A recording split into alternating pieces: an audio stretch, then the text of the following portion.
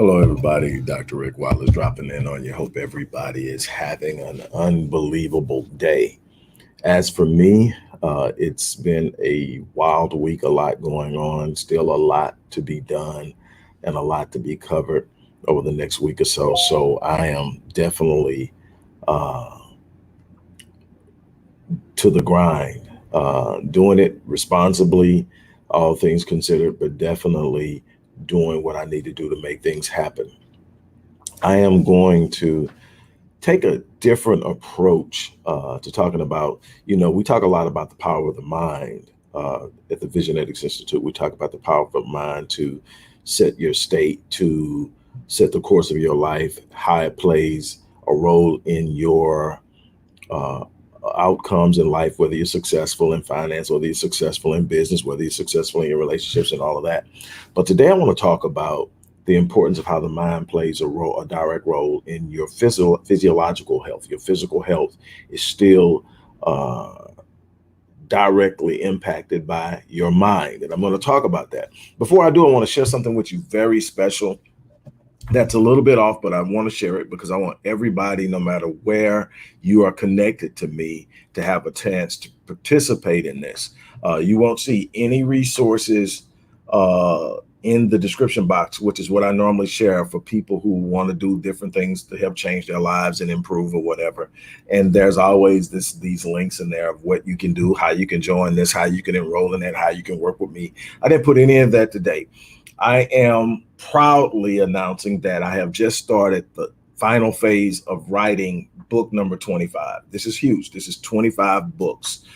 Didn't set out to write 25 books, set out to write one book, and then realized I had so much more to say to the world in hopes of empowering them. All of my books are nonfiction, fiction, and focused on healing in some way or another, healing and making life better for individuals and in many cases, the Black race. And so I'm excited about this. Now, what I've decided to do on the 25th project was to invite people to be a part of the project by sponsoring the process. Because I own my own publishing company, there are no advances for me to take sabbaticals to do my writing. So I have to find space and time in my schedule to do my writing and to cover the cost of times that I'm not working. Through my own earnings. And so what I decided, I said, man, I'm going to do a sponsorships. And the way the sponsorships work are real simple. If you believe in what I'm doing, if you've read one of my books or you've listened to a video and you really see, okay, this guy's onto something, this guy talks on something that I really want to know, or I want a book or whatever, especially those who have read my books and sent me the reviews on my books, and you've shared my books and bought multiple books for family and all of those, that they have the capacity to really truly empower and heal. So what we're going to do is we're accepting sponsorships. It doesn't matter the amount. I'm not putting a minimum on it, not putting a cap on it, but it will be categorized from bronze, which is $25 and less, silver, which is $26 to $50, gold, which is 51 to 75, and platinum, which is 76 and over. And they're going to be categorized in those platforms.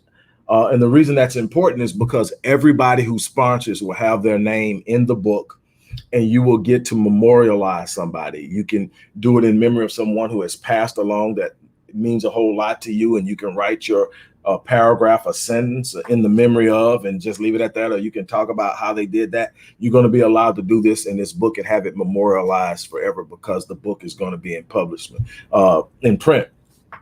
And no matter what, if you give $1, your name's still going to be in there. Nobody's going to know you gave $1. You would just be in a certain category of different givers, but nobody's going to know the amount you gave them. It's not that type of thing. I do want to incentivize giving. That's why we have the categories. But other than that, now here's the thing. Anybody in the platinum category that sponsors 100 or more will have their own page. So their memorial will be on a page by itself. And there's no limit to how many you can sponsor. And finally, any sponsorship of $25 or more will receive a free copy of the book when it goes to press. I mean, when it's released, when it's off press. The link to click to go read and watch the video to learn more about why I'm doing this. This book is going to be directly associated with wealth building in the Black community. And it's not just numbers. It's not just about group economics.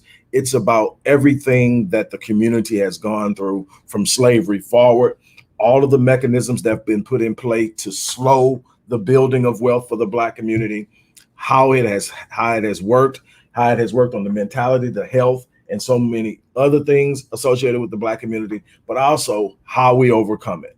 And this is going to be roughly around 400 pages or a little more. It's a project.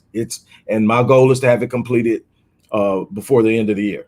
And so I've got a lot of work to do, and I want to invite people to do it. It's not anything anybody's got to be pressured to do, but if you believe in what I do, if you believe in the work and the hard work and the research, it's been years of research for me to get to write this book. While I'm writing other books and research, I'm researching this book.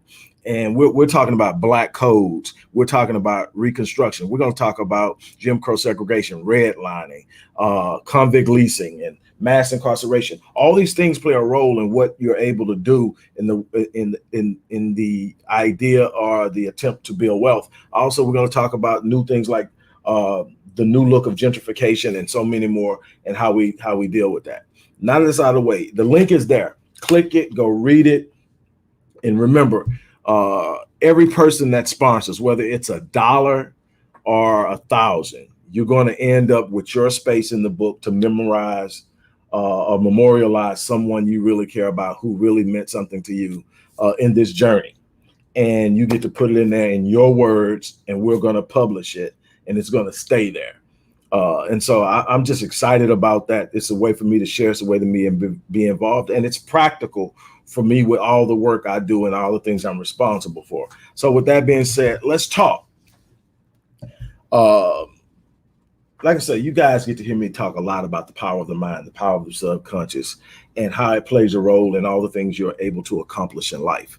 But again, like I said, I've written a lot of books. I've done a lot of stuff, written a whole bunch of articles, both prose and academic articles on all types of subjects to deal with human behavior, and specifically a lot that goes on in the Black community because it's a passion of mine.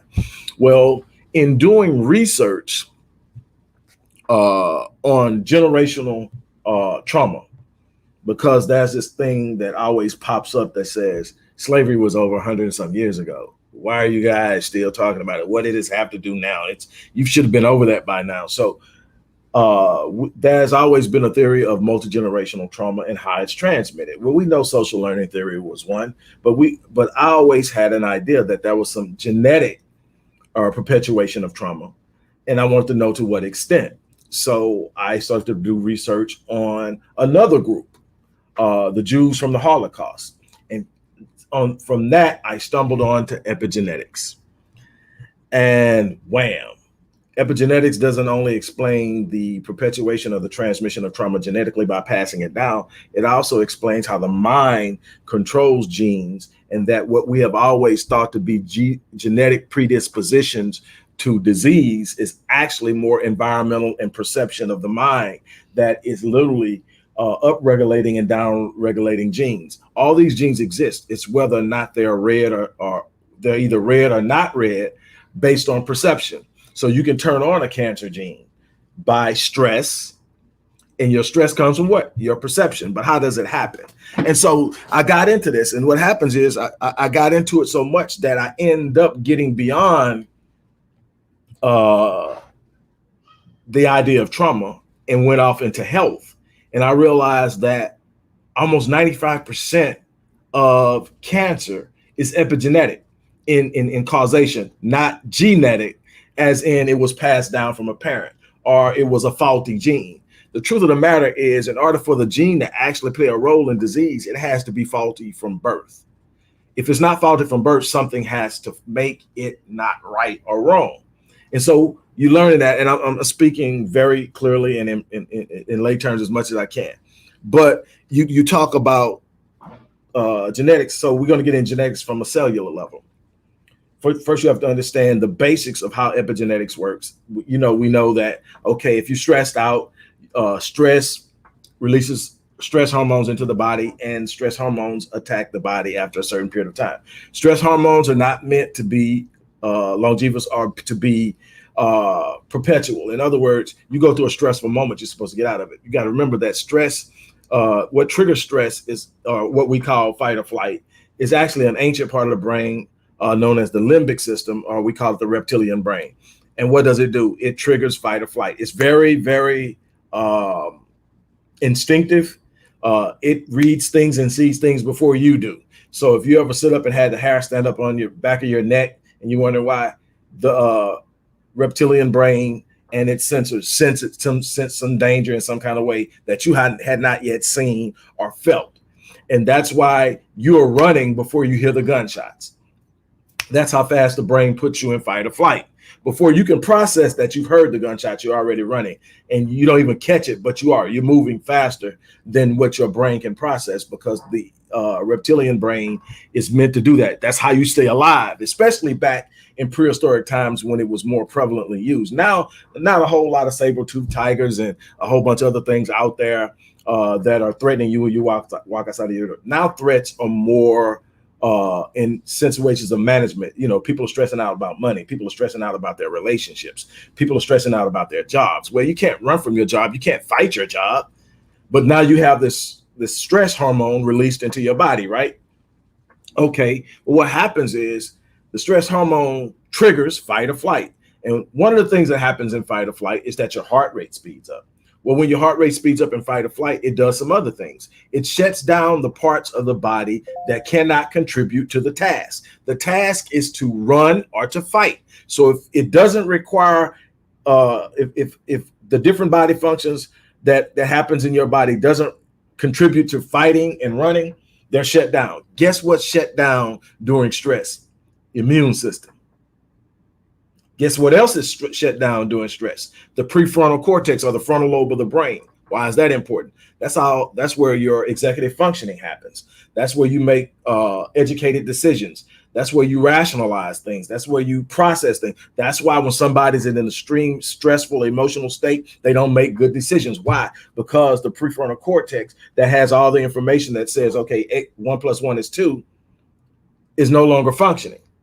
So you get people doing crazy things. That's why you got to be careful about demanding that someone is under restraint or trying to be restrained by a police officer, that they comply. That part of the brain that will tell them, if you just stop, everything will be okay, has shut down. If they fear something's going to happen to them and they trigger fight or flight, their body's natural response is going to be to resist. They're not thinking. They're following what the brain is telling them to do, and they don't have the ability to turn it off.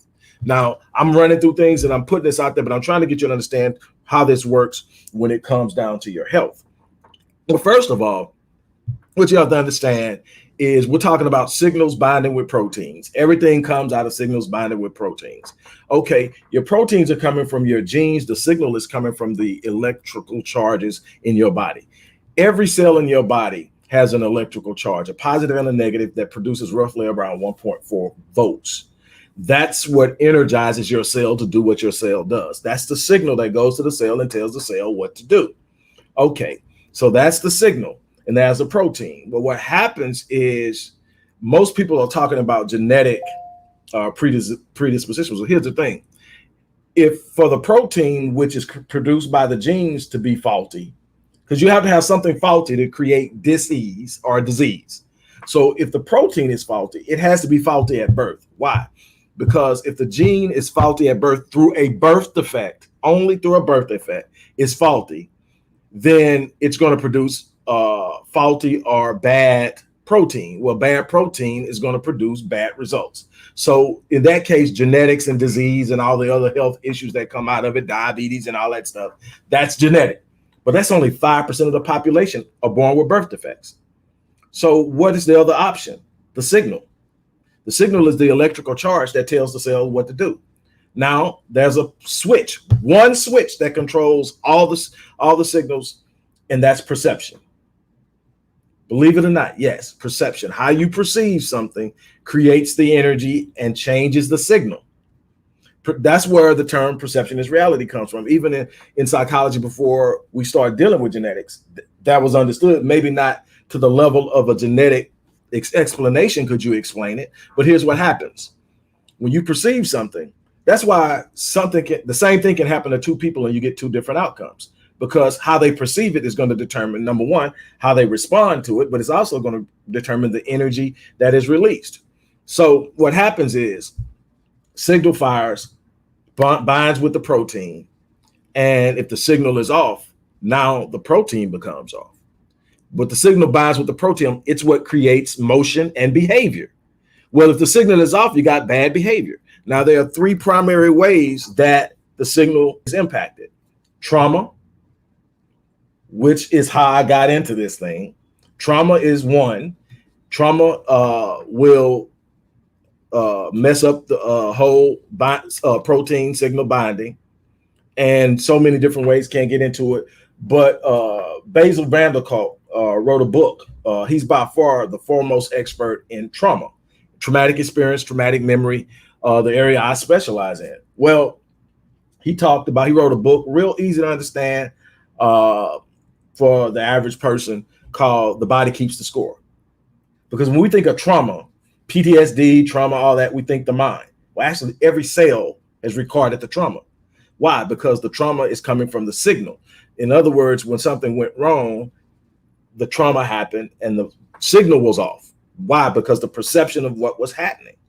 It was a terrible thing, a bad thing happened, and it impacts you. It has an impact not just on your mind, but on your physiological health. Okay, moving along some more. The next one would be toxins. Now, we got a lot of diseases that come from carcinogens, being exposed to different things that will ultimately change the signal. And again, connecting with proteins, and the chemistry comes off. The chemistry becomes off, and we still have a problem. But by far, thought, check this out, thought is the biggest influencer of epigenetic influence on cells. In other words, everybody has cancer cells. Everybody has cancer genes. You got healthy genes, you got disease genes. We used to say that epigenetics is about turning genes off and turning them on, but it's actually about the signal and how the genes are read. If you're reading healthy, you're producing healthy. So in other words, if you're not of the 5% that were born with a genetic defect, then you were born with a healthy body and you should be living a natural and healthy life. What happens? You've had either one of three influences that have contributed to your lack of health. Trauma, toxins, or your thought behavior, your thinking habits, your belief systems. If you believe something on a strong enough level, it's going to affect how you perceive anything in that area. Something goes wrong, you perceive it as, oh Lord, here goes, everything's about to fall apart. People are stressing about things that don't happen. 60% of what we stress about or worry about never happens. But the impact of that stress and that worry takes a toll on the body. Epigenetics did a study on identical twins. Early in life, you could not distinguish them apart, especially if you weren't directly related to them and dealing with them on an everyday basis and knew the little slight nuances that made them distinguishable, because they share the same genetic code, the same DNA, same fingerprints. They are literally the same person that split at a specific point and both developed into two different people. But what happens over time, you begin to tell the difference. We learned if they live distinctly different lives.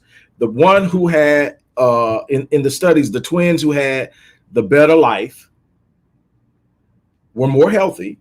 The teens that went through a lot of different upheaval and struggle, domestic abuse, a number of other things, had poor health. Well, a lot of people say, well, it was just because how they were eating. No, it was bigger than that. Have you ever heard of the placebo effect? The placebo effect is a study that they've done and determined that you can give a person a sugar pill and tell them it's the medicine that they should be taking for a certain illness. And if they believe it's the medicine, they get better, even if it's just a sugar pill, a placebo. And so they studied it more and they found out that if you tell a person it's the medicine to make you better, they feel better. Prozac is basically a placebo. Millions upon millions of people are taking Prozac. And the truth of the matter is that Prozac is a placebo. There's nothing in it that will actually make you feel the way you're supposed to be feeling. It's just that you believe it will. That's the power of the mind. Early in, we used to talk about psychosomatics, but it goes so much deeper than just the mind and the body correlating. It's the influence on the mind and the thinking. So in other words, you literally have the power with training and practice. That's why you see people talking about chi. Chi is just a reference to the, okay, say like you got 1.4 volts per cell. You have 50 trillion cells in your body at any given time. Multiply that times 1.4, somewhere around 700 trillion volts of electricity in your body. You ever remember back in the 70s, it was happening for whatever reason. People were doing what they call spontaneous combustion, just busting into flames. Well, you have a 700 trillion volts of electricity flowing, and the signal gets off and it's directed wrong, you can have a problem. And, you know, the chance of that happen is obviously not that big. It was extremely rare, but it happened and nobody can explain it. But now we understand that when you have all these and you're controlling these signals are going to determine it. When you're able to manage that, you're able to send the proper signals to the proper place and start the healing process. People are literally doing this. This isn't about some attack on medicine or anything. This is what I'm saying is that your mind is that powerful that not only can you control and dictate and predict your success, you can control and predict and dictate your health. That literally epigenetics is the controlling function. Now, like I said, I was after doing the research on epigenetics, I went off into cancer and started writing about cancer specifically because it blew my mind, the connectivity. And I was actually contacted by the Epigenetics Cancer Researchers, International Epigenetics Cancer Research Society. And I actually submitted work and was invited to Frankfurt, Germany in 2017 to speak on it. Now, I'm not a geneticist, but I'm just that intent on knowing when I find something I need to see. And I literally put years and years of research in it till I understood it. And when I wrote on it, the people who have literally made it their life's work were impressed by it. They contacted me and asked me, and I submitted my work, which was on epigenetic therapies and the development of personalized treatment programs, personalized treatments for pathologies. Okay. Sorry about that. But, and again, this isn't about big up in me. This is about just sitting up saying that this thing is just now still in the infancy stages, if you ask me, about what we're able to discover about what we're capable of doing. So the mind is powerful. As a man thinks, so is he. Now doesn't just refer to what you're doing in life and money and in success, and it's who he is health-wise as well. Your perception is the switch that's determining the signal that you're getting, how you're perceiving your life. So you've got to learn how to find the positive in things, not to ignore the need to be accountable and deal with things that are dangerous or negative, but not to perceive it so much in a way that it triggers the fight or flight. Why? Because that attacks your immune system. It attacks your other cells. Put it like this. When you go into a stressful situation, your body releases two primary hormones, but a number of hormones, two primary hormones, adrenaline and cortisol. Adrenaline is what gets the heart rate racing. Cortisol is what opens up the arteries and allows everything to start pumping towards the extremities. And in very short bursts, it can be very helpful. It can be life-saving if you need to get somewhere fast, or if you need to be able to fight off an attacker. That's great. But that should be a very short-lived experience. As soon as you get to somewhere safe, you stop running, your heart rate goes down, the threat goes away, your heart rate goes down. You fight off the attacker runs, your heart rate starts to drop. What happens with chronic chronic stress. Cortisol is constantly in the body. Anybody that's training, like I said, I've been in health and fitness forever. I sit as the dean for the School of the Ministry of Health and Wellness at Array of Hope Theological Seminary. I've been doing this for a while. I'm not just popping up talking. I'm trying to tell you that, okay, what happens is, look, you're sitting there, you're stressed out, but that thing you're stressed out about isn't going anywhere anytime soon, and you don't know how to process it. So what do? You sit there and you stress out, and now your body is doing something that was only meant to happen for maybe a minute all day. It's having a toll on your heart. It's having a toll on your kidneys, having a toll on your liver. It's having a toll on your cardiovascular system, your arteries, your just so many different things that contribute to your health. And so you have to understand that how I process. That's why mental health is so important, because mental health is not just about dealing with one particular thing. It's about also developing coping mechanisms. It's about learning how to process information. It's about learning how to deal with the things that you're going to encounter in life. You're not going to circumvent the vicissitudes of life. You're not going to get around these unpredictable interruptions that are coming. You're going to have to face them, and you need to know how to face them with a sense of level. That's again where faith comes in. When you have faith about something, you're not going to tend to take it as devastating news. I'm going to deal with it. I'm going to overcome it. One of the things I tell myself, and every time I've gotten into a situation, if you've listened to me, you know this. I get into a situation. I'm like, okay, this is a big one. And then I take a break. I go to the restroom, wash my face, and I look at myself. I look myself in the mirror and I say, you're built for this. You got this, dude. Let's go get it. And that's before the answer comes. But I know the answer is on the way. Why? Because I have a connectivity to the Most High.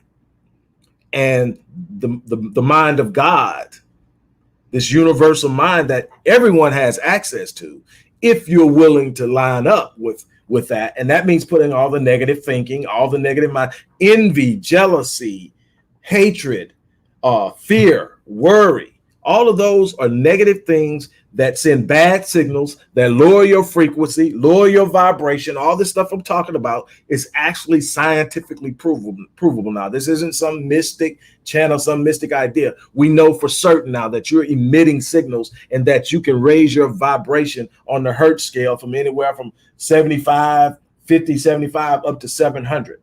And the higher you get, the more spiritually you're in tune to be able to communicate and hear things from the Most High that you cannot hear in these low frequencies. Well, when you're able to communicate, there's revelation and answers that comes. There's not a problem that exists that there isn't an answer to. So you don't become stressed. You don't become frenetic and unglued. You don't become shaken by it because you know the answer. If it's not there yet, it's on the way. I can tell you that for a fact. Every time I look at myself in the mirror, you're built for this. I don't have a clue how I'm coming out of this, but I'm built for this. I'm going to be better when it's over. I'm going to be more advanced and more forward moved when it's over. I will have made my impression on the world when it's over. People will know that anything is possible when it's over, because they're going to be able to look at me and say, hey, he was supposed to be out of here, but look at him. That's the mindset. It's perception. That's why you have some people experiencing one thing and the other people experiencing the same thing and get different results. The perception. Oh my God. Oh, woe is me. Look what's happening to me. Oh Lord, everything's falling apart. Versus, I got this. It doesn't matter what it is. I got it. Watch me show out. Watch me allow God's power and knowledge and motion and however you view God. This isn't a religious diatribe at all. This is about connecting with the Most High. This is about connecting with God. This isn't about religion at all. This is about, okay, have your religion, but you better have a relationship. And the relationship doesn't require anybody else to participate. The relationship is this one-on-one thing. The relationship I had with my dad didn't require my other siblings. Yes, it's science, Jay. It's science. See, that's the thing. Everybody's operating from ritual, protocol, but no relational identity. So you can do all the praying and whatever else it is you do in your particular faith, chanting and everything else. But if you don't have a one-on-one that you can sit up and trust in, it's all for nothing. It's the relationship I had with my dad, not the title, but the relationship, not the connectivity with my other siblings, but that relationship that made me be able to trust that what my dad was doing with me was for my good and that my dad had my back. Now, we could talk about epigenetics on a multiple of, like I said, I've written on it. You can go research it, Google it. You should find some of the basic articles I wrote just out there on the internet. I've written about it in my books.